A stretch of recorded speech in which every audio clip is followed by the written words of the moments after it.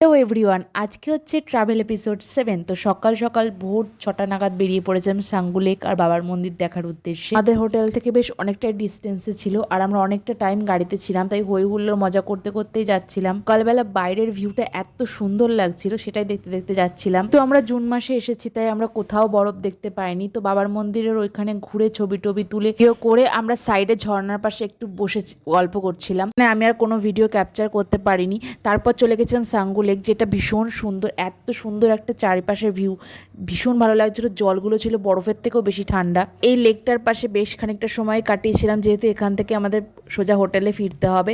তারপর লেকের জল নিয়ে একটুখানি ঢং করছিলাম।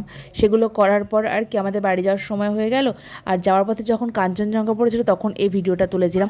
তো ভিডিওটা তোমাদের সাথে এইটুকু ক্লিপই শেয়ার করলাম। ভিডিওটা কেমন লাগলো অবশ্যই লাইক করে জানাও। ভালো লাগলে একটা লাইক করে দিও। দেখাচ্ছি নেক্সট ভিডিওতে। বাই।